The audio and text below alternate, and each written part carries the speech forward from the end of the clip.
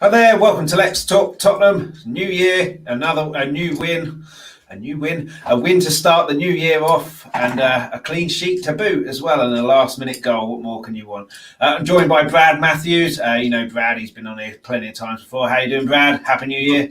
Happy New Year to you, Chris. I'm doing well. My voice seems to be going, but feels like I talk too much. I don't know where they get that from. As I said to you off backstage, my last day of isolation today, so I've got a massively long walk planned tomorrow, weather permitting. So yeah. Well, I've got to go for a run in a minute, and it's absolutely hammering it down. So that's going to be fun. Yeah, it's not too good.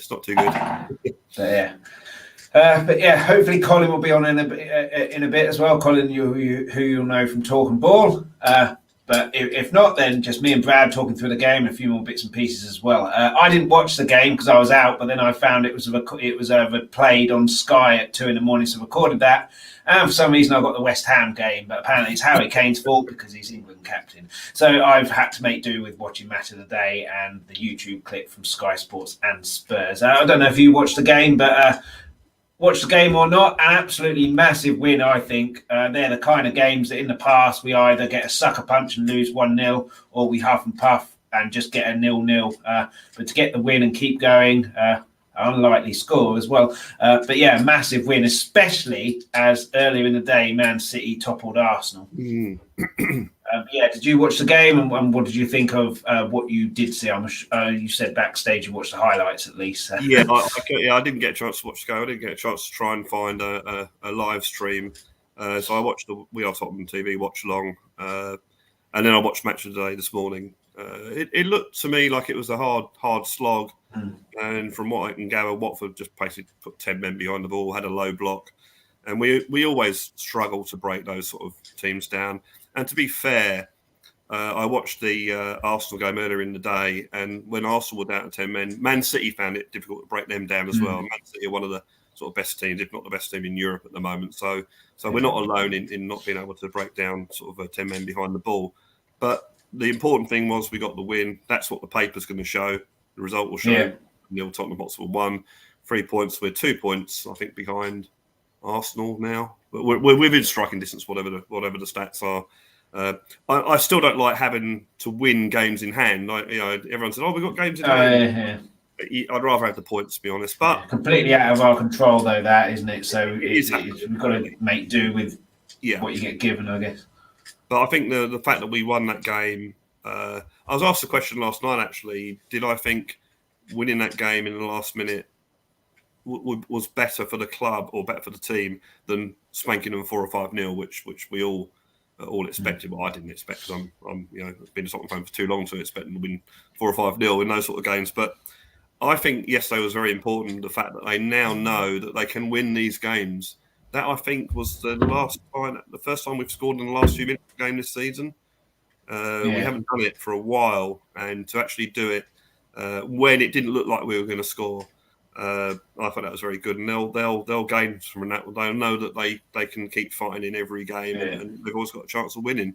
And no matter how poorly players play, and I heard that Son had a poor game, and yet he put in the perfect cross for Sanchez to score. He got the free kick as well, didn't he? He did indeed. He got brought down for the free kick. So these sort of players. The thing about it, and we'll probably talk about this a bit later, is that they've been playing non-stop. Our best players have been playing non-stop, and I think it's going to take its toll, and that's why this transfer window and certainly as far as next season is concerned, the summer window is so important. We just need to get some sort of squad together. It's looking okay at the moment, but we all know, and Conte especially knows, that this current squad I don't think is good enough to do anything better than, say, 6th or 7th. No matter how well Conte's got us playing at the moment, and how players have improved, but the signs are there, and hopefully, if we do get backed during January, we can get a couple of players. Then hopefully we can go for that top 4. Yeah. I've just realised I've forgotten a few things. Someone who's been doing this for a little while would know how to do these things, but I've forgotten to say a happy new year to everybody watching and listening. And I also put a tweet out on New Year's Eve, which I'll reiterate again. Thank you to everyone in 2021 who liked, watched, appeared, listened, liked, subscribed, added comments onto any of the streams that I've done. Very much appreciated. It always helps. Please keep that going in 2022. And finally, prayers and good luck. Prayers and good thoughts to Bob Spur, who's still in a bad way. I haven't heard anything about what the situation is, but I'm assuming that means it's not out of the woods. So prayers to him. The latest update on that, Brian Daigle was just actually sent on We Are Tottenham TV. Apparently, he when he lays on his back, it's difficult to breathe because your lungs are being pressed and they can't clean all the rubbish out. But apparently he's improved. He's got his oxygen levels are now are dropping, and they reckon that the infection points, or whatever they call it, that's dropping too. So after 3 or 4 days of sort of not positive, that is actually quite positive. It's still a long way to go, but the latest news that I heard this morning is there's an improvement there. So hopefully, probably back soon. Yeah, absolutely. And he's missing important games and important wins, isn't he? So he wants to get back as soon as possible. But hopefully Kim, Brian, his kids are filling him in with what's happening. But back to yesterday, you mentioned Watford sat back. We have 32 crosses, which is, according to Match Today, a record in the Premier League, I think, this season. And it tells you the quality of the crosses because it took the 96th minute for a Sun free kick to go into the back of the net off Sanchez's head. Do you think Watford played for this? Obviously, Reguilon is fairly good at crossing, but Royal... So I only watched the highlights, but it obviously seemed most of the play, apart from Reguilon's shot, was down our right-hand side. So do you think they played... obviously give it out wide. We'll pack the box and we'll clear any headers out because they're not that great crossing. But do you think they targeted Royal in particular with that, where you put the crosses in because we'll just head them out? Well, yeah. I mean, the thing is that Match of the Day highlighted, didn't they? They said that they were leaving Royal. They're quite happy for Royal to get the ball. Now, Ranieri said in the after-match comments that he's got a tall squad there. So you do wonder, and sort of quite tactically genius, really, if he's actually pinpointed the fact that Emerson can't cross properly, and he said, "Well, we'll give it to him because every ball that's going to come out is going to be high. We'll just head it away." So maybe that was his thinking. I don't know, but certainly Emerson, he gets into the positions, but his crossing at the moment really needs some work on. So, and as you say, 32 crosses and only one good one, and that was from Tom. So I mean, would you class more as one as a cross that Son had the volley which the keeper saved? I mean, it's a kind of not really. It's more of a through. Yeah. I mean, the only cross that I saw that came to anything was a Højbjerg shot, but that came from a poor header where the cross didn't really come to anything. We haven't really got a strike force that suit that sort of high cross. I mean, Kane can get up for it. I suppose you could argue that Mora does get up high, but we haven't got a big sort of centre forward sort of type team that those. So you want the crosses to be either on the ground or at a certain height, where your big stereotypical tall defender is not going to be able to get his head on the ball. So and also we all know that the cross that sort of that sort of swishes. I can't think of what the right word is. Swishes fizzing across. Fizzing across. It's really difficult to defend because it's going at such a pace that even if you do get a touch on it and you're a defender, it could go anywhere. Which Reguilon found out with that amazing own goal last season. But if the ball's high in the air, that's just meat and drink to a decent tall defender, and Watford have got some pretty tall, decent defenders there. So yeah, we need to work on that. I mean, obviously, sorry, go on. But like you say, with the Arsenal game in particular as well, when they went down to 10 men, it's very difficult without that creative player that we don't really have against 10 men and a goalkeeper sitting back. And really, kind of crossing is your only kind of threat, really. I mean, even Eriksen yesterday, I think, would have found it fairly difficult to put a ball through the eye of a needle. But he at least tried. And then what I said I was on Paxton Road TV after the Southampton game. We didn't have any long shots or attempt any long shots. It was all crosses against Southampton. And it's easy for them to defend against because they know all that's happening is crosses coming in. You've got to have the extra shots outside and all of this business to give them something else to think about, which an Eriksen would have done because, well, all right, we've got to be tight here. Otherwise, the ball's going to go out to the crosser really quickly and there's going to be through balls played as well. Just a quick message from Adam. We need to buy a creative midfielder this month. Absolutely agree. We'll be talking about that a bit later. If you want to come on, Adam, just let me know. I can give you the link. Sorry, I cut you off there. Apologies. I'll say now. I think the good thing, I was getting annoyed at the Southampton game, that they weren't taking shots because, if you take a shot, when a player has a shot, when I'm watching a game and a player has a shot and it goes over the bar or whatever, I think, well, at least he had a go. He's tried, and I think that we need to do that more. We didn't do it against Southampton. I think Højbjerg into really, really good spots to have a shot and didn't.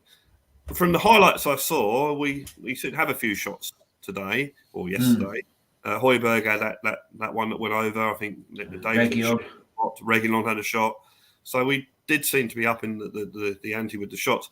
And also, I think what's really important to this Tottenham team is Kane getting back to his top form, because Kane... We'll get onto that now. You've stolen my thunder, but I interrupted you earlier, so it's 1-1. He's looking more confident for me. He's having shots. He was... we'll get onto his penalty appeal a bit later on. But absolutely agree. If he gets confident firing in goals... You've got a good chance of doing something. I think what makes Kane such a brilliant player is that he can get a shot away so quickly, and he's very much on target most of the time. I think a couple of seasons, I think when we challenged for the Premiership, he scored so many goals from outside the box by just getting the ball and shooting. And that's what annoys me, where opposition fans says, "Oh, he's only scores," and he quite clearly doesn't. In fact, he hardly gets any goals from the 6-yard box. It's all his fault though, because he's England captain. You have to understand. Of course, this is it. England captain. And it's like, but he's getting his shots away now, and that is the Kane. That's when you know that Kane is getting his form back together again. I still would like to see another top quality striker. So we've got the option of resting Kane, because there are some players out there, which I pointed out earlier, that have played so many games and we don't seem to want to replace them, which is fair enough. I mean, yesterday's first team, I thought, was probably Conte's favoured 11 in this current squad. And you can quite honestly see that being the team that's going to take the pitch against Chelsea on Wednesday, being the big game it is. But no, Kane definitely is getting his confidence back. And also, I think mentally now that Conte is there, he I still think it'll depend on our transfer windows, this one and the summer. Really? But he has always said that if the club show ambition, he'll stay. You can't get more ambitious than Conte, can you? Yeah, exactly. But as you know, I'm not the first person, I won't be the last. You've got to back him. You've really got to back him. And all right, I don't know what the Tottenham finances are. I don't know what money we've got to spend, but we must have some money. We're not a poor club. So I think there must be some money there. The only problem we do have, Chris, is that Joe Lewis is the one owner that won't put any of his personal money in. So, to obviously everyone goes, "Oh, Joe Lewis, Tottenham." Well, I don't think he's even a football fan. I think he's just a billionaire who just happens to come from Tottenham, and just happens to have bought our club. So, we need that investment. As I said, we're not poor. The problem is that when they say we need to get some player sales in to raise revenue, we always ask for ridiculous bits of money for our players, and that's why we don't sell them.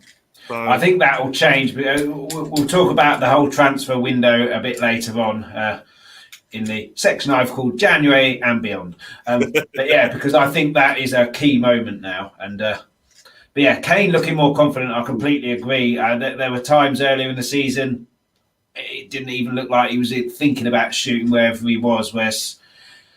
He should have scored that one where Skip did brilliantly after the wayward forward pass from the goalkeeper. But he's done what kind of Messi and Ronaldo do. If you look at Messi, maybe not now at PSG, but certainly at Barcelona, they always look for the corner. So they're aiming for the inside of the post, because that's where the keeper can't get it. And that's what he's aimed for. He's just got it slightly off. Yeah.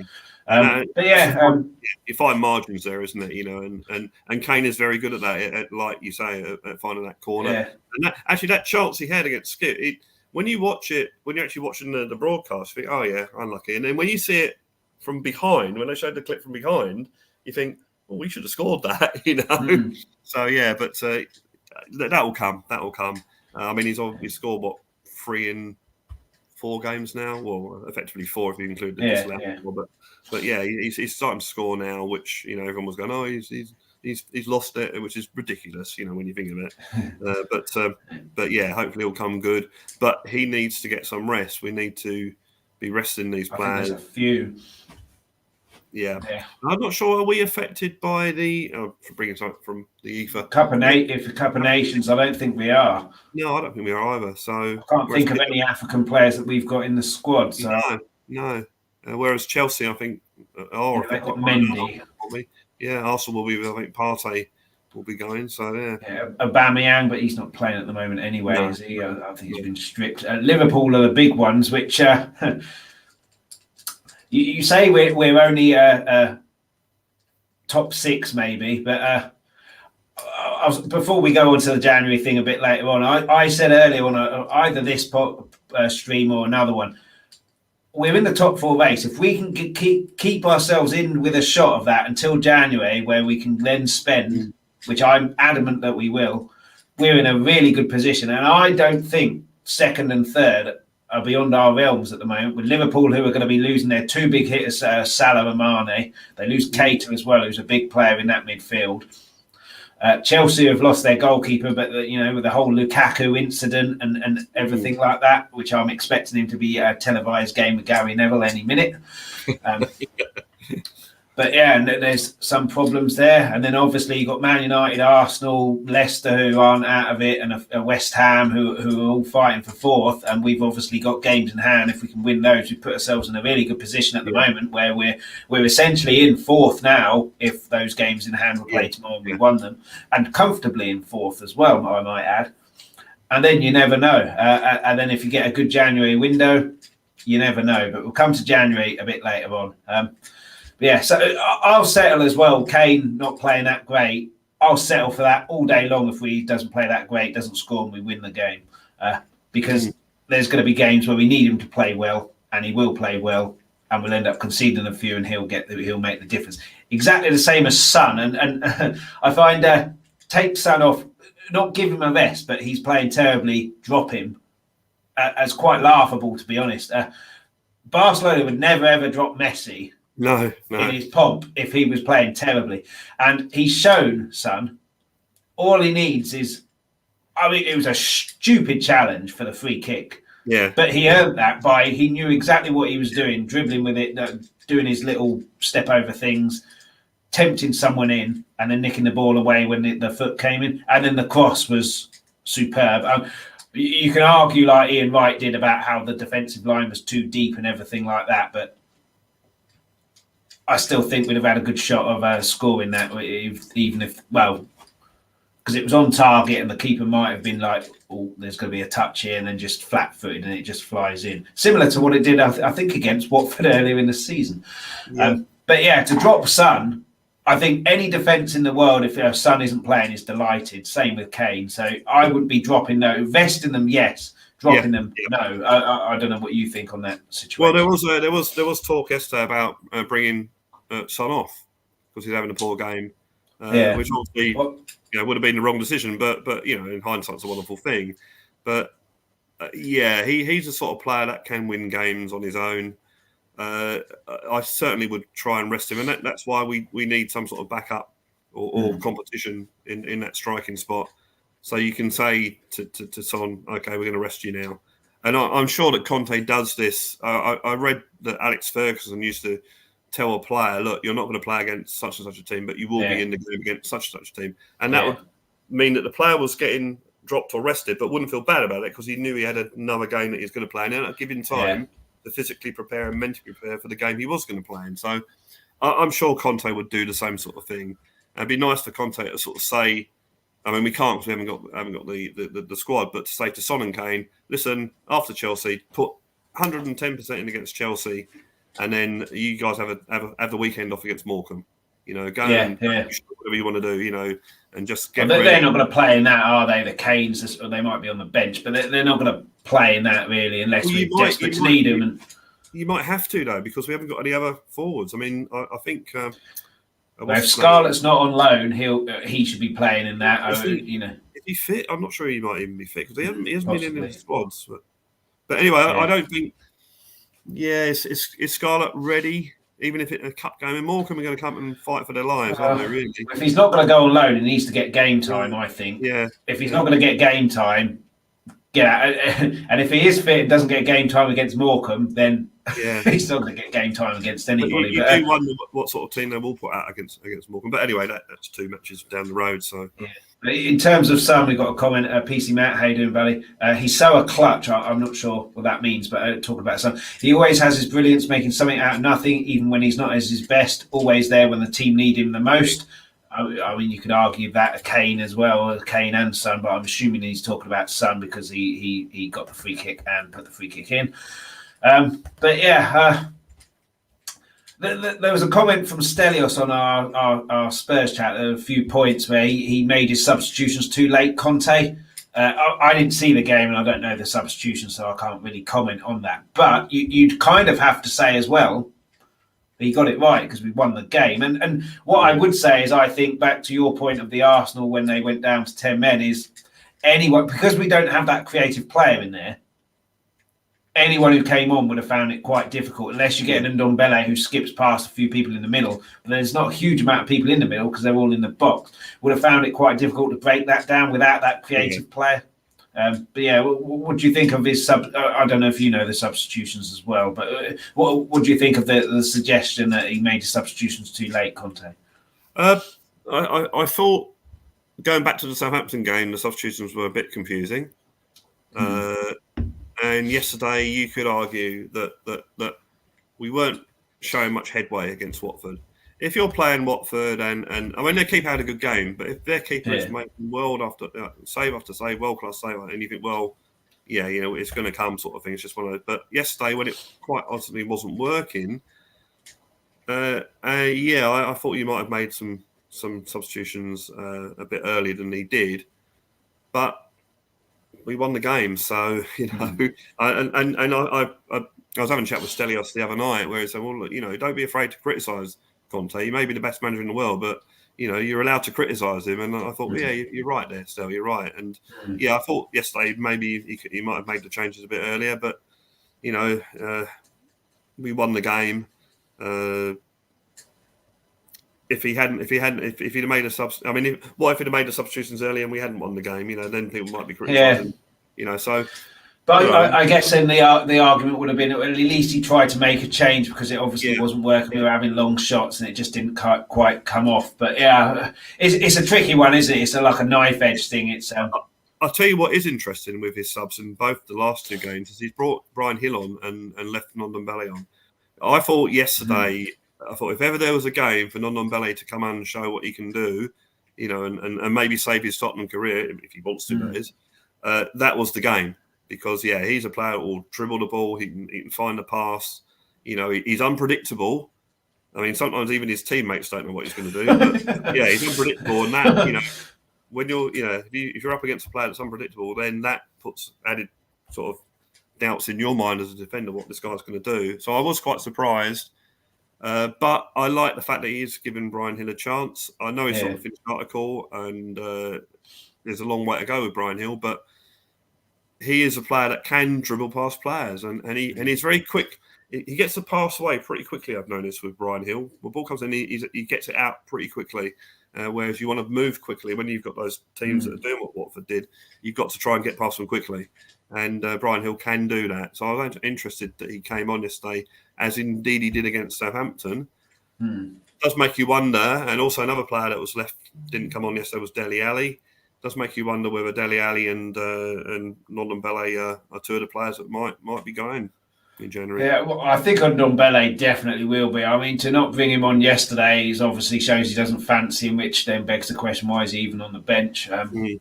But I guess maybe there's not enough players in the squad, and Well, I guess him on the bench and not have a full bench, but when you have a bench of about 15 players, what does it matter if one's not on there? Dele's a tricky one, isn't he? He obviously had that good game against Liverpool, but I thought it was a game suited to Dele because there was so much space by Klopp's ridiculous tactics.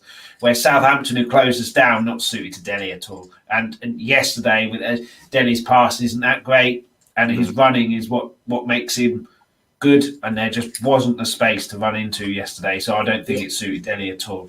I think Dele Alli, from what I've seen in his limited appearances this season, is that, and even last season for that matter, is that apart from when he does these little flicks, when he gets the ball, he's very slow in getting rid of it. He seems to dawdle when he gets the ball, and obviously that wouldn't have worked against Watford, as indeed it wouldn't have worked really against Southampton. I feel that, I think he might be on the way out. And when we get to talk about January, I'll tell you why I think that might be the case, what might happen. But maybe he didn't bring a low sick note, or better known as Giovanni Lo Celso.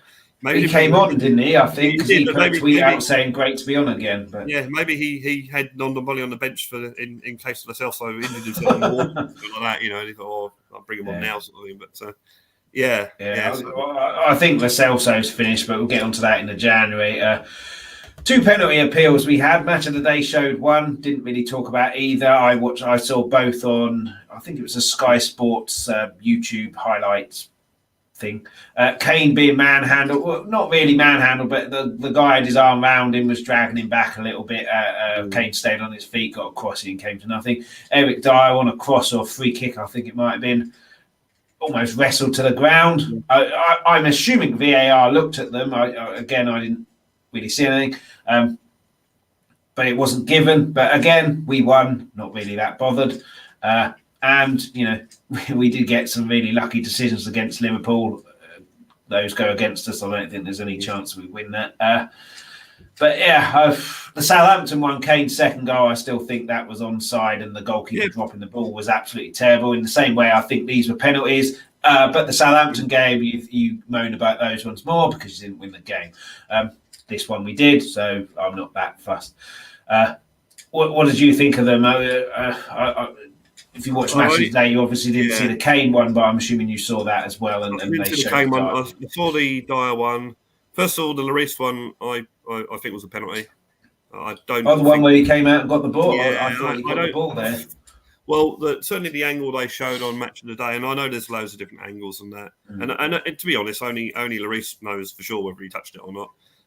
But it certainly, the one that we got overturned against Everton, you could see that he definitely got the ball. There was no doubt about it.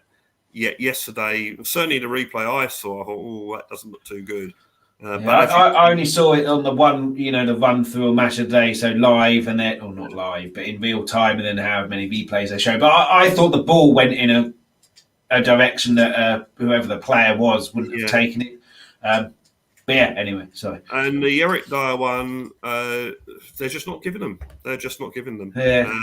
I don't understand that. I mean, any other play on the pitch, centre circle, foul all day long, free kick. It's just, I don't understand that one. Kane's was... I don't understand when does VAR step in as well. Because, we saw the replay on Match of the Day pretty quickly. Well, obviously it's a recording, but I think that it'll only start changing when the referees do start giving penalties for every single one of those type incidents. Then it will stop because it's happening. I'm sure there was a season not that long ago where they were told to, weren't they? Yeah, and that seems to have been a one-season wonder and then stopped for. I've been watching football for many years, and back in the day where you used to tackle on the pitches with mud heaps and that sort of thing.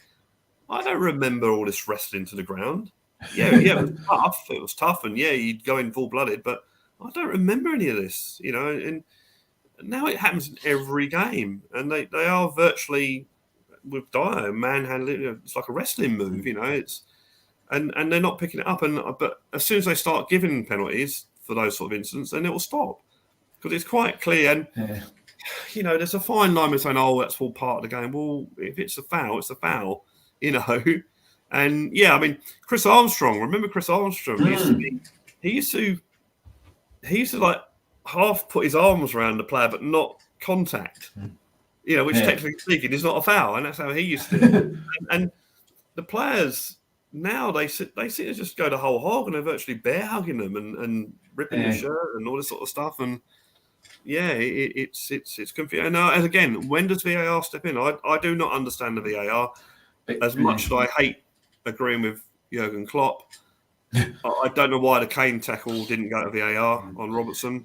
That's another thing with VAR. It can go to VAR, but then that's not a guarantee at the moment, because I'm sure Ramsdale at Arsenal, it was similar to Kane, where Kane, the referee didn't get told to go over Robertson's challenge. He did, where there were 2 penalty appeals in the Arsenal game, one for Arsenal, one for City. The Arsenal one, they went over.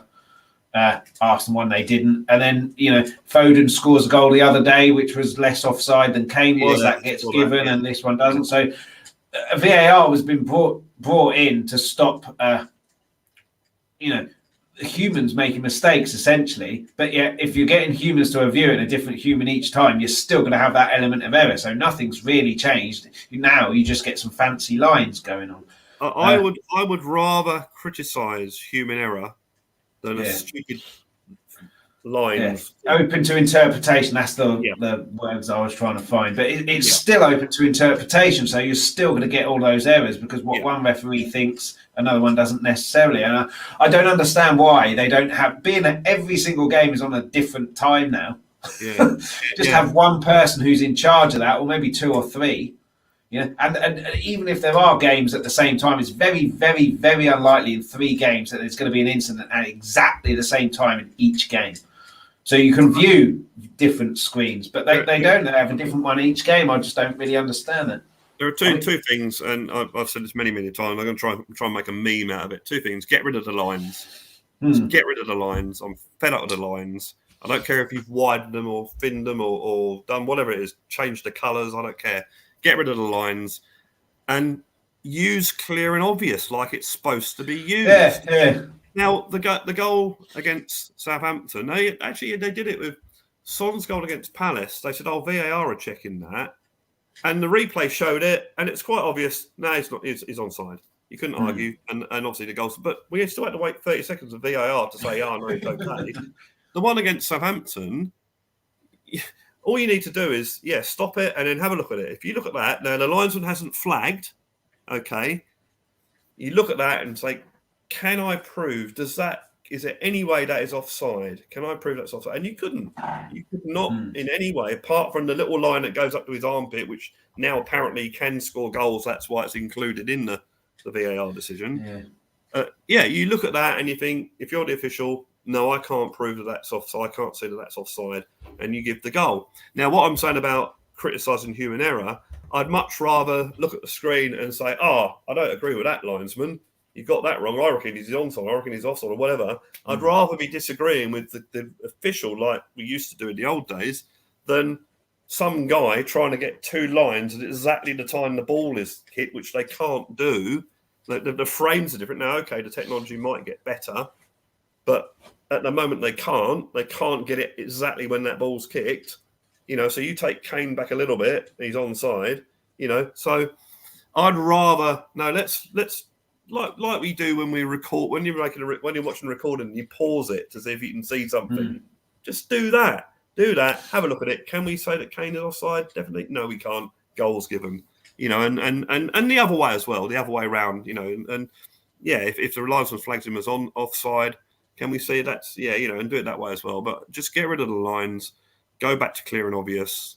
Because I think most football fans would like that better than this stupid sort of line type thing that was it Son against Leicester where he's like nose. Well, you forget as well, Poch's last game for us, Sheffield United, had a perfectly good goal chalked off as well because his fringe was offside. Absolutely ridiculous. And the whole line, Kane's shoulder offside. I missed the part where he slid on the floor and scored it with his shoulder. It's exactly the same as Patrick Bamford against Palace last year with his hand offside. I missed the rule change that Maradona's hand of God goal was now illegal in the Premier League. But back in the day, you were generally all offside, so it didn't matter if you headed it in or kneed it in or shot it in, because that was all offside. So if you're going to insist on those lines, do it that whatever you scored with, because now the linesmen are told, let the game go on. If they score, they score, and then review. It's annoying. Then review whatever they scored it with. Was that offside? And then you'll have problems. You know, the line on Foden's goal against, I think it was Palace, was it? It was the other day. Was in this apparently the same area as Kane's one, Southampton, but the line was in a different part of his body. So it's still open to interpretation. It's just absolutely ridiculous. But, and that's the other thing. The other thing that when I used to run the line many years ago, every now and again in games, amateur level, there's no linesman, so someone from the club runs it, and the benefit of the doubt goes to the attacking team.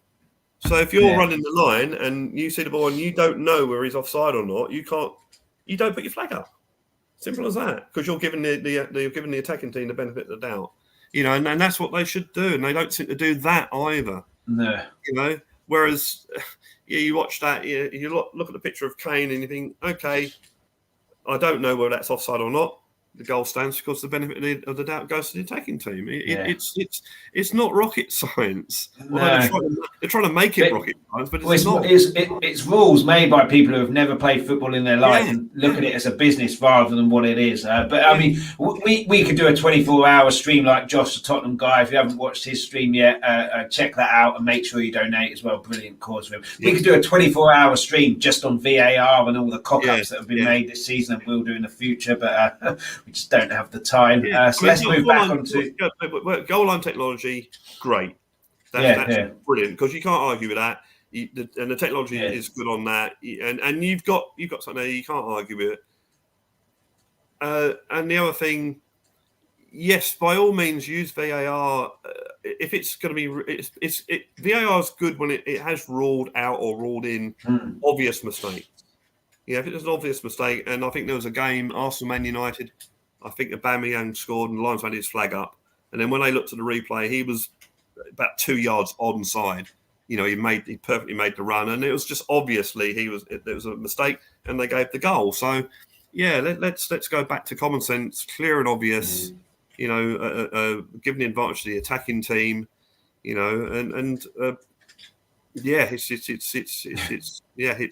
it's frustrating. It's more frustrating than it was when you'd argue about a referee's decision. Someone told me on the Paxton Road TV show that I was on with Sam last week that they're introducing Hawkeye into the World Cup for offside. So how that will work, I have no idea, but we'll have to, see how that goes. But I'm harping on about VAR again. I know whether you can actually do this in football, but I like what they do in cricket. It's umpire's call. So if they've got a margin of error there, and if it's within that margin of error, they'll go with whatever the umpire says, because I say it's umpire's call. I don't know whether you could do that in football, but certainly you do with the referee going over to the monitor, don't you? They're told to go over to the monitor. It's not really kind of their decision, I guess. But moving on from VAR, because like I say, we could be talking about this until the next game. Lloris, I said 2 great saves because I didn't think it was a penalty, but then again, it could have been. But the save from Josh King was superb, being that he literally had nothing much to do. New contracts for Lloris. There's rumours now about him going to Nice. Would you give him a new contract or not? For me, absolutely, because we don't have a ready-made keeper to come in. You need him there and a ready-made keeper to fight for the place and then force him out in the same way that he did to Brad Friedel. But what say you on that? Oh, without a doubt. Offer him a contract now, give him what he wants, try and make it 2 years, or give him a year and a year extension. At the end of the day, it's Hugo Lloris's choice, and he's given us so much good service. If Hugo Lloris says, look, and we offer him a contract, says, look, I'm really, really sorry, but I want to go back to France or whatever he wants to do, I fully respect that. So if Hugo doesn't want to stay, if Hugo wants to go, retire, whatever he wants to do, fine. I've no problem with that. But certainly, I'd hate him to go because we haven't offered him anything. Because let's face it, he is a world-class keeper. I think he's had last season and this season have been his best seasons at Tottenham. The mistake that he used to make seems at the moment of recording, seems to have disappeared. And the saves he is making. How many points this guy saved us with his save? I mean, that save against Josh King yesterday was amazing. Yeah. And as you say, he hadn't done anything, and he pulls that save out. Even against West Ham, he made some really, really good saves in the League Cup game. This guy... Brian Daigle thinks the contract is already signed. It's just not official yet. Well, which is a possibility.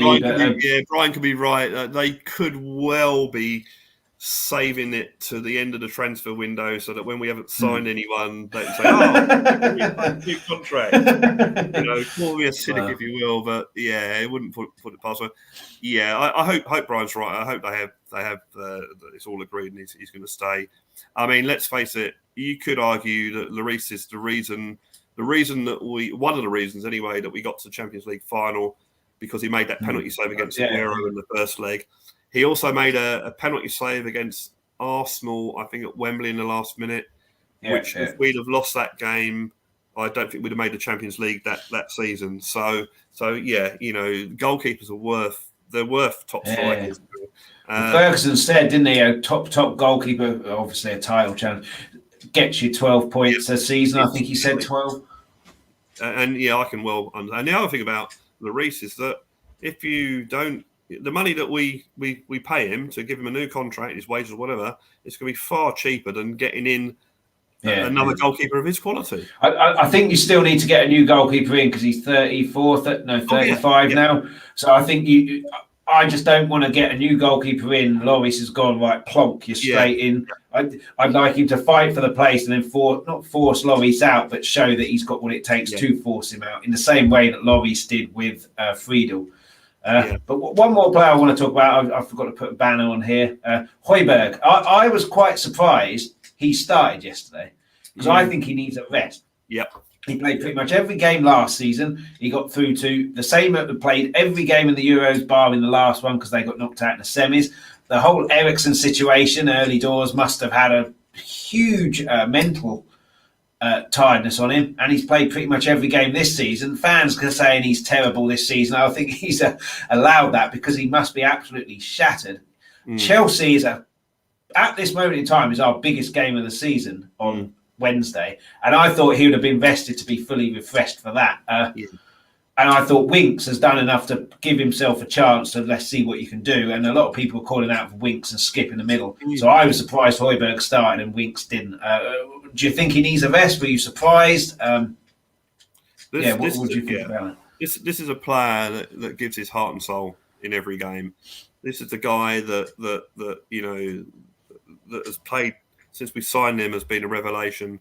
And it's only natural that if you're playing game after game after game, you're going to hit some sort of poor form. Again, it's like Son. They perform at such a high level that when they're slightly off, everyone says, "Oh, he's not playing well. Get rid of it." Sort of drop him. And I do agree. I was surprised he wasn't rested. He'll play against Chelsea. I've no doubt about that. And then obviously he'll be vested against Morecambe, obviously, and then we've got the follow-up game against Chelsea the following week. But I just think he needed a rest. Yeah, no, he does. And now as well. You're right. You're right about the Eriksen thing. During the World Cup, or the European Champions League, European Nations, whatever it's called, Euro 2020.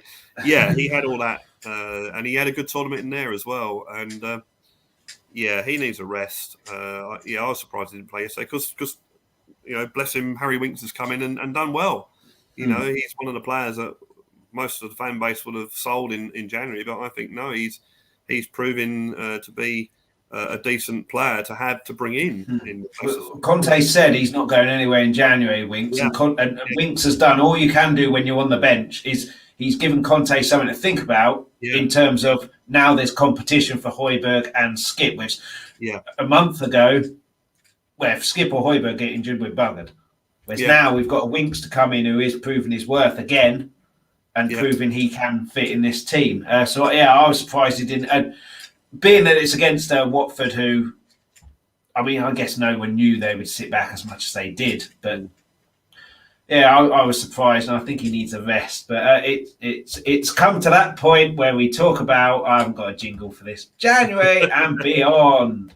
So we'll start with January. Dal was added a comment in. How you doing, Dal? In Conte's first meeting with the board about the January transfer window, he was told that money would be tighter following the summer business, and that's come from Alistair Gold, apparently. Whether that's the case or not, I don't know, but then that goes to your point of Ndombele, Delhi might be players to go out. But then comes the issue of you're not going to get 60 million for Ndombele back, you're not going to get anywhere near that for Delhi, so you're going to have to take cut price deals. I think that there has to be some kind of business in January because Conte would not have signed otherwise. And like I said earlier, I think we're well in this top four race. If we can keep in this top four race until January, until we can get some reinforcements in, because I'm convinced he'll want a creative midfielder. So I think there will be players coming in. But I always said at the start, I think the main window will be the summer because that's the busier one generally anyway. But I think there'll be a few additions and a few outs in this one. Lo Celso for me, I think has to go, but I think that was more likely to be a loan. He's always injured as well, so teams aren't going to be wanting to pay top dollar for him. Doherty, again, we're not going to get a lot of money unless we sell Harry Kane or Son, which I don't think will happen because I think Conte will walk if any of them go as well. I don't think we're going to get a lot of money for the players that we earmarked to leave. So that leaves how much money, if Alistair Gold's comment there that Daryl's added in the comments is true, where is the money coming from?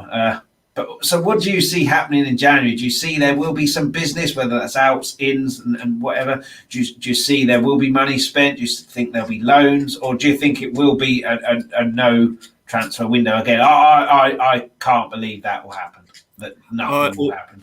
First of all, what I will say is that Conte has been at the club since October, and he has somehow, from a team that we are all in despair of, losing the hope to Man United, he's got us into a position now where he can go to Daniel Levy and say, listen, we're on the cusp of the Champions League. You back me now, and I'll get you in the Champions League. And you know what the Champions League means, Daniel? It means more money, So it's a no-brainer that okay, if you haven't got the money, you haven't got the money. But as I said before, we're not a poor club. And if you're spending money you haven't got, you're only spending it for 6 months before, and you get Champions League, then you've got that income coming in again. So I don't expect it to be a really busy January window because, as you say, it doesn't, it's never normally busy.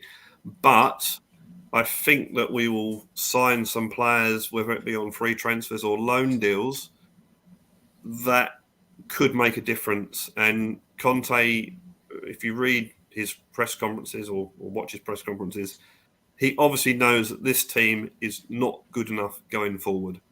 It might have got us into a stage with a couple of 2 or 3 signings that we can challenge for top 4 and get top 4 and maybe win a cup.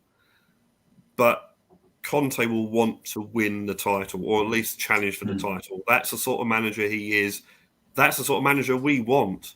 And to be fair, Pochettino wanted that as well by playing weakened teams in the League Cup and the FA Cup. He wanted the Champions League and the title. Unfortunately, he didn't deliver, but that was his mentality as well, and I think Conte has definitely got that mentality. I think, we need players to get top 4. I think some of the areas we need to strengthen, we can probably get by with until the summer. Yeah, I think defence. For me, defence can be left. I know a lot of people are saying we need a central defender, and we do, but I think that can wait to the summer. For me, creative midfielder is a must. I know people are saying, and you said yourself, we need a backup to Kane, but you can have 5 strikers on the pitch. If you've got no one to give them the ball, they're not going to do much. I think creative midfielder, we are crying out for. So creative midfielder and then Kane backup or Kane competition, I'd say, not backup. That's a priority for me, and they're the 2 main ones. Goalkeeper as well. I think you give Lloris his contract. Yeah, definitely. 1-2 years, then get a goalkeeper in the summer, maybe a Nick Pope. and then they fight it out for that season. Same with a central defender. But yeah, for me, a central midfielder, creative midfielder, is an absolute must. If we get that, I can see us really going for this top four. If we don't, I know Conte said losers find excuses, winners find solutions, and he somehow found a solution at the moment.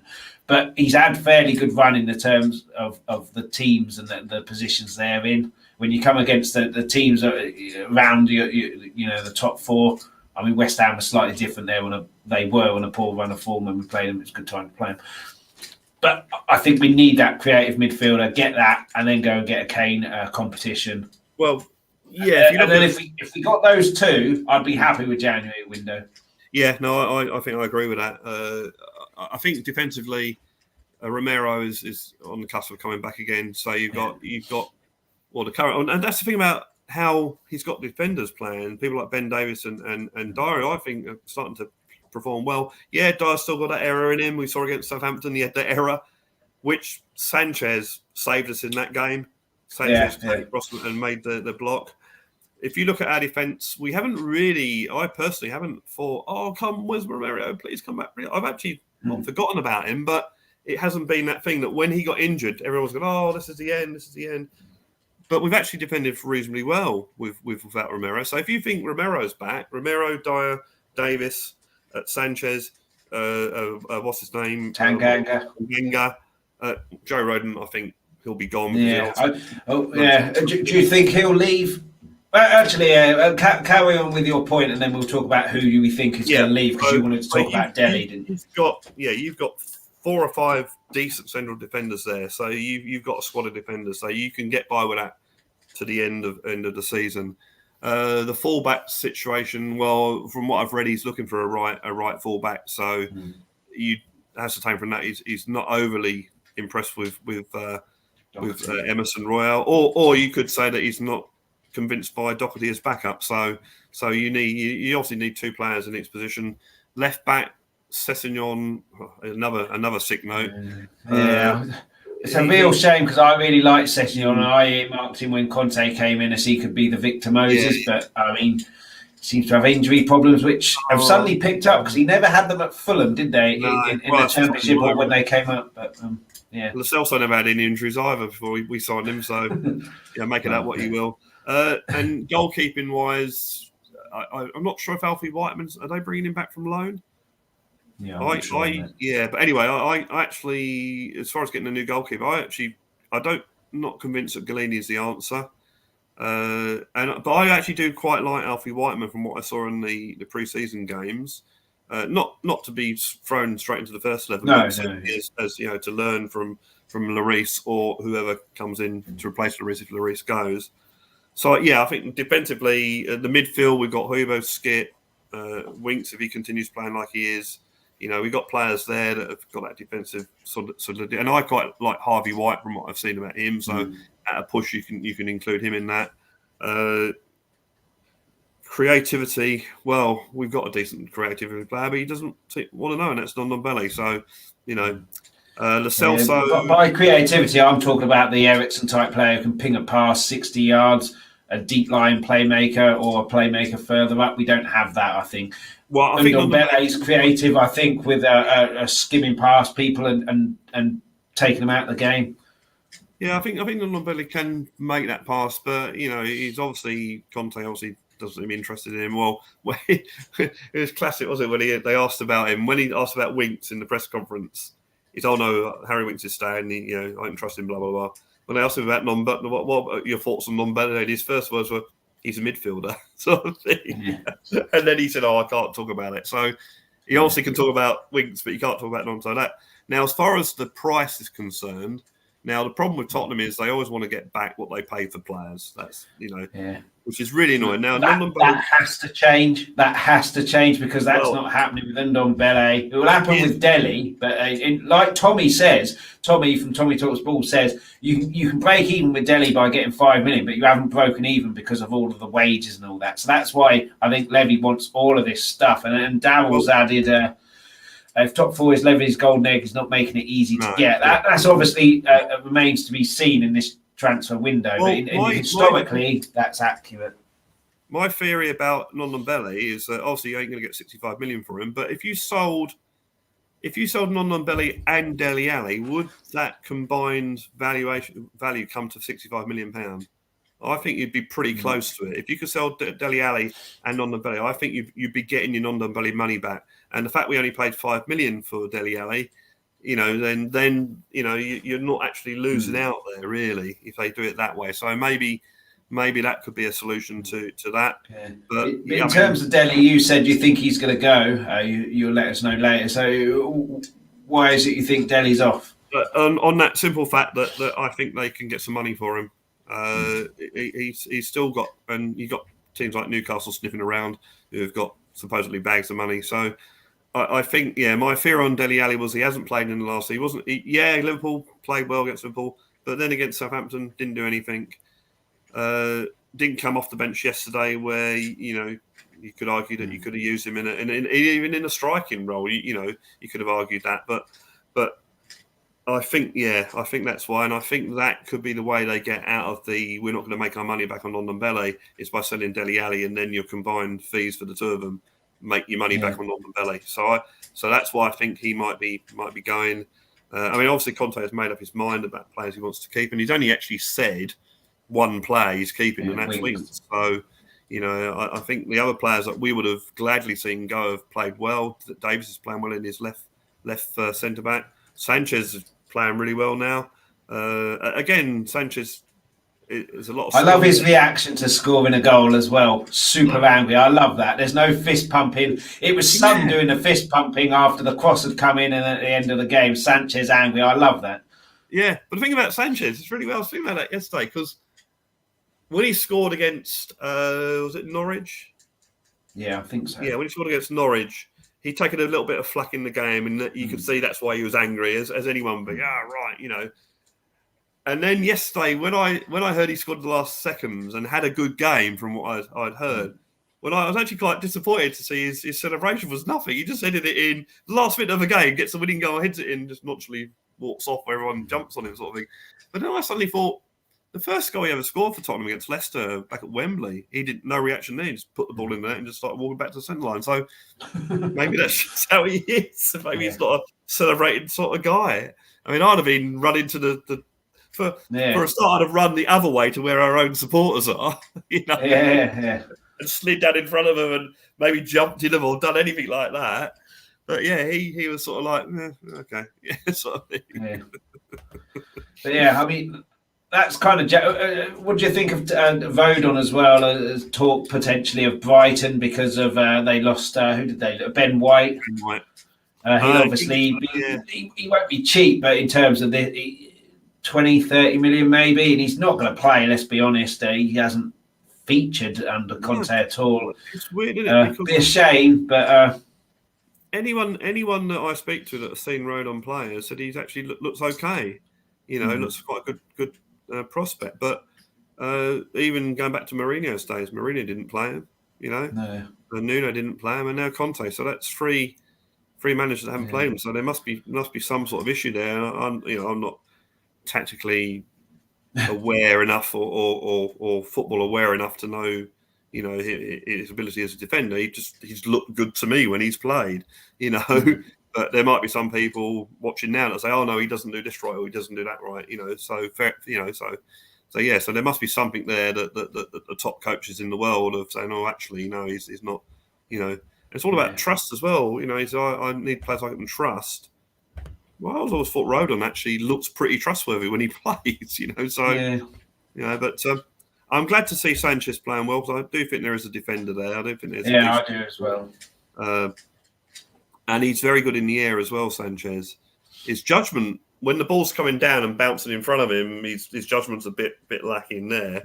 But certainly, as clearing the ball in the air and getting headers and obviously the goal yesterday.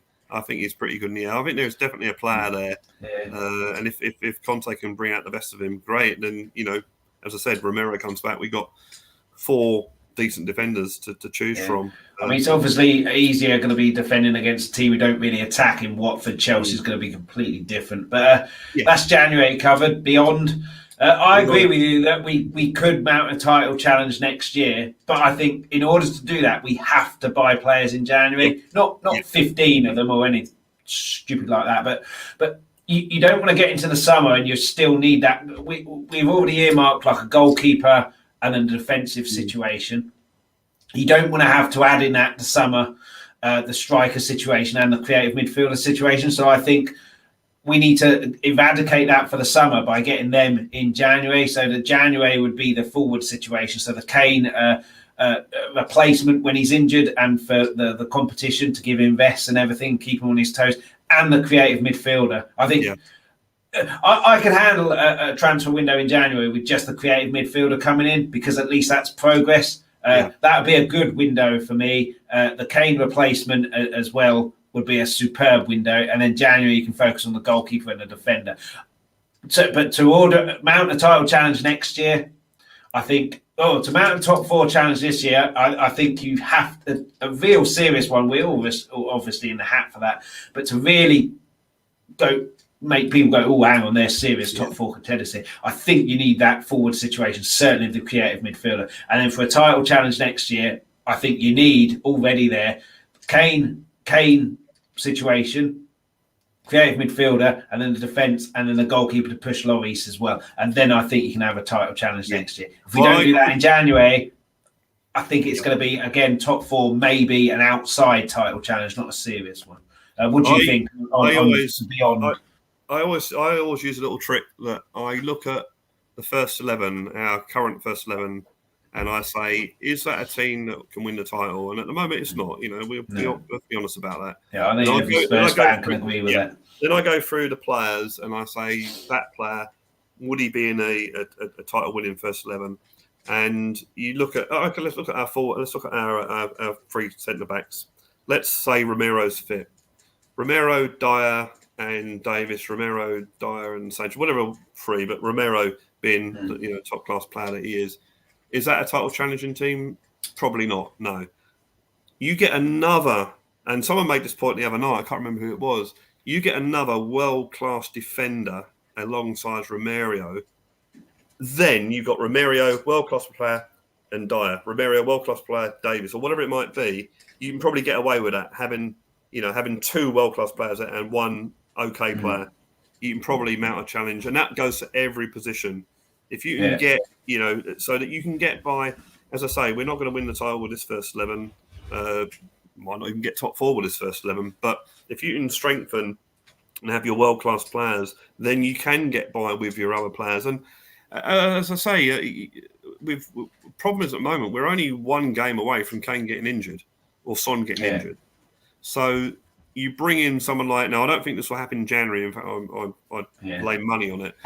Vlahovic won't come to us in January. I think he'll stay for the rest of that this season. Have we got a chance if we pay the money in the wages? I think Conte could be if we get Champions League and Conte's still there, then we could possibly sign him. Yeah. Vlahovic, the way he's going, he's a big, strong player. I've heard, as I say, my knowledge of European football is not that brilliant, but I've heard he would suit the Premiership because he's that big, physical number 9. So then you've got Kane, Vlahovic, and Son. You can play all 3 of them. You can play Vlahovic and Son. You can play Vlahovic and Kane. You've got, and crucially, you can give each of Son and Kane a vest. Whether you do or not is another problem. You'll end up probably having the same problem with all 3 of them need a vest because they played every bloody game. But you've got the option there. You've got the option. The creative midfielder is a must. I don't know what creative midfielders are out there. The ones I do know, I like Ward-Prowse at Southampton. There's a guy, I think, at the Juventus. It begins with D. It's like a Czech name, I think. I'm not going to even attempt at butchering the name. One player we are linked with is Delict. I think someone's been playing Football Manager and thought it's real. I don't think that's... No. I mean, but then it completely transforms in the summer if we can get 4th. Kane doesn't go because we're moving in the right direction, although I'm not sure he will go now because City, I think, will be adamant now they're getting Haaland, and that's who their main guy will be in the summer. I think 70 million, which that's probably half of what Levy will at least ask for. And the fact that City pissed us around in the summer means that Levy's put the price up. I think Kane will stay if Conte's still at the helm and we've got Champions League football and we get the Carabao Cup. Yeah, and also Levy has shown some sort of ambition during the January window that we do get some signings that affect the team that go towards us getting that top four.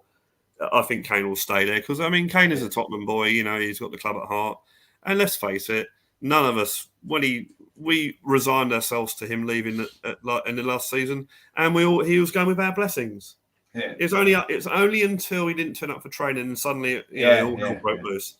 Up until then, if Man City had come in with £150 million, offer and we'd accepted it and he'd gone, all the fans would say, "Well done, Harry. Sorry, we haven't matched your ambition.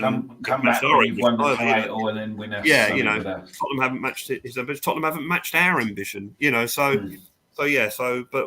obviously what happened, and that's all under the bridge now. And I think if again this top four and being backed, this Conte will want to be backed. Otherwise they'll be gone. This is why he signs on 18-month contracts. We've seen it before. He left Inter Milan because they said we can't afford any players, we ain't got any money, and he left them. This is make or break time for the owners at Tottenham, because I think all hell almost has broke loose anyway, and then the Conte signing has dampened it down a bit. But I'll tell you what, there's a lot of people out there, myself included, that are just, you better get this one right. I would love to see Tottenham win a title. This is last chance saloon for me. I really do think so. We've got the basis there now. We've got a half decent team. We've got one of the best managers in the world.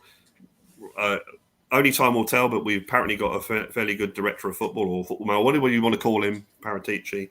We got the stadium. We got the fan base. It's all there. We just need the bloody team. That's all we need. Yeah. And it's there. It's so, and that's what I think it's frustrating being a Tottenham fan, because we get so close, and we only know it'll need a little push, and that will, and then off we go, sort of thing. But at the moment, so the jury is, certainly from my point of view, the jury is out until the end of the summer window. But I think if we can get decent players in August, there's a possibility of a title challenge there. Because you look at the teams at the top, Man City, we all thought Chelsea would walk the title this season. Remember when Chelsea started playing, they got Lukaku? Oh, they're going to walk it, and now they're in trouble. Liverpool are on and off, sort of thing. Man City. I picked them for the title, Liverpool, because of the fans coming back. I completely forgot about the African Cup of Nations, which I can see that really derailing them. Well, it depends who they get in and who they've got to play. But I think Salah's out tomorrow or today or whenever it is when they've got Chelsea, which is a big today. They have us 4, I think. Yeah. So I think, and let's face it, when we all make title challenges. And unfortunately, let's be honest, the teams at the top have got to drop slightly, and us to go up before. And that's what happened in the Leicester season. What happened in the Chelsea season was that the teams that are now dominating your Leicester. The Chelsea season, I'd slightly disagree with there. 86 points that we got, I think that's enough to win a title in most seasons. I agree with the Leicester season. We were superb in that Chelsea season. It's just Chelsea were. Well, we missed out. Tottenham were so unlucky, and the Leicester season, we basically lost out to a freak of nature. That will probably never happen in my lifetime again. Leicester was 5,000 to 1 to win the title, whether it was.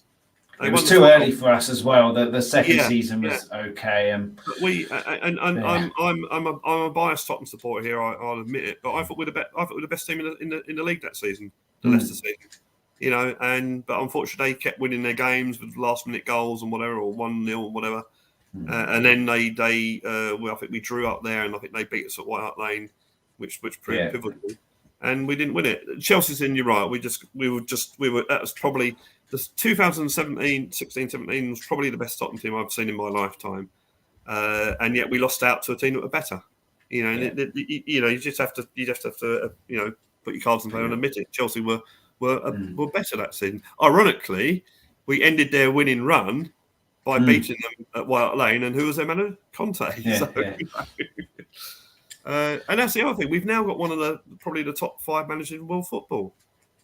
Someone who can compete with Klopp, who can compete with what's his face, Guardiola. And we got some dear old Brian. Best of luck, Brian. I hope you get well soon. But I know Brian's got this thing about not Brian. Sorry, Brian, if you're watching. Bob, get better, get well. But Bob would always say about Pep Guardiola, he didn't rate him because he said, well, no, you give him loads of money and he'll make any team. Yeah, I agree with that. I think not for to see what he does. So he doesn't really take challenges on Guardiola. No.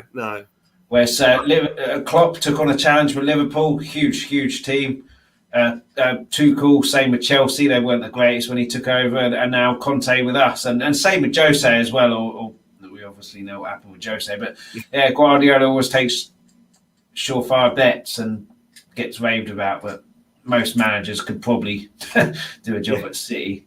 But yeah, I mean, yeah. We've pretty much come to the end. There's not really much else to talk about. Otherwise, we're kind of going over the same ground. But I definitely think we have to make some January signings. And I think we will, because I think Conte will walk. And I think Levy knows that. And like you said, the wheels come off. I can't remember the terminology you used. But if Conte walks and Conte leaves because Levy has broken promises, Levy will need extra security in his house, I think, because the Spurs fans will be 10 times more furious than they are now. I don't condone any violence or anything like that or damage them, but that's just to convey the anger that Spurs fans will have, and he can't afford that because then his job is completely untenable.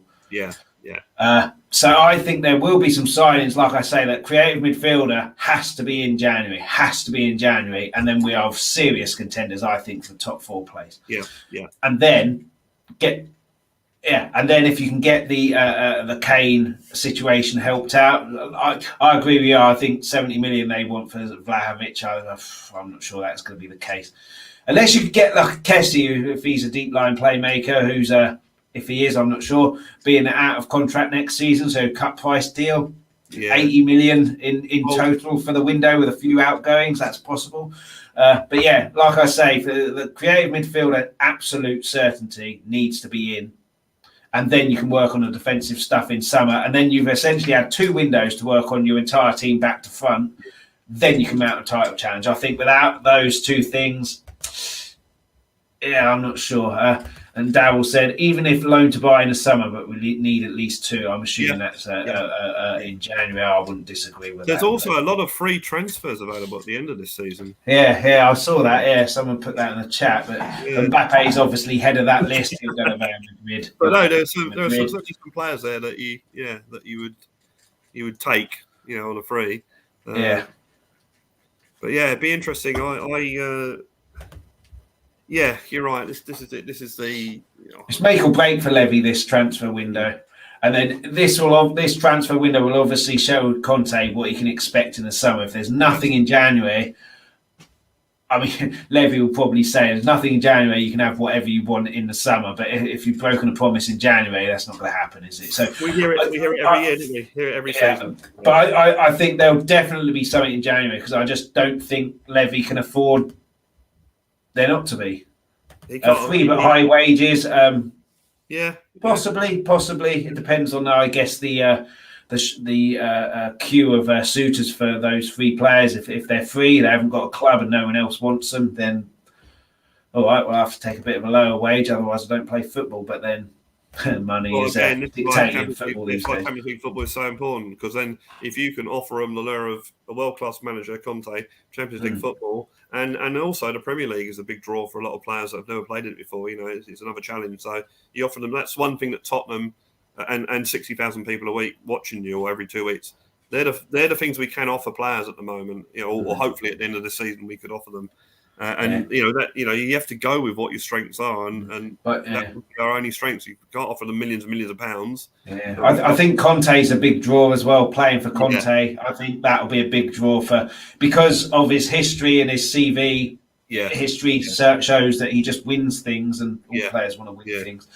But But yeah, I mean, we pretty much reached the end there. I'm sure at the end of January there'll be right. Let's review the January transfer window rather than speculating what's going to happen here on the second day of January. But thanks so much, Brad, for coming on. Pleasure to have you on. Always a pleasure to have you on. Click like and subscribe to this channel. It's one of the best channels out there, and also get some really good guests on. I saw the Dave Mackay. The guy who wrote the that was really good. And also the lady who wrote the history of Spurs. Kat Lucas. Very good they were. Yeah. But yeah, thanks very much. Yeah, like Brad says, hit like, hit subscribe. You go on the Spurs Eurasian, aren't you? After this, so follow. Yeah. So I encourage you, follow Brad, Spurs Eurasian, hit like, hit subscribe there if you don't subscribe already. Eugene, I don't think he's on today, but Jamie and Rez, brilliant guys as well. But yeah, like I say, this is the last one of these ad hoc days where you don't know what day I'm going to do a stream. It's back to Friday, 12:30 p.m, Mondays, 8 p.m. So that will start this Friday, talking about hopefully a really good result in the first leg against Chelsea. That's the hope. It's the hope that kills you. And, from Darryl there, keep safe, enjoy the game. Cheers, Darryl. Same to you. And thanks so much for the comments and everyone else who added comments in. Keep them coming in on YouTube. And be back on Friday. And thanks, Brad, once again. And as always, come on, you Spurs. W Spurs. Thank you so much for watching, for everybody who participated in the live chat and added comments. Before you go, please make sure you hit that like and subscribe button. Anybody who couldn't watch the live video, you can still catch us on YouTube. Add any comments, suggestions or questions to the comments section on the video. Anybody who's listened to the audio-only podcast, thank you so much for listening. Anybody who wants the audio-only podcast, you get this wherever you get your podcast from. Alternatively, if you go to Twitter, @Talk Tottenham, you'll find all the information there. We'll be back soon. We're live Mondays, 8 p.m, Fridays, 12:30 UK time. Until then, come on, you Spurs!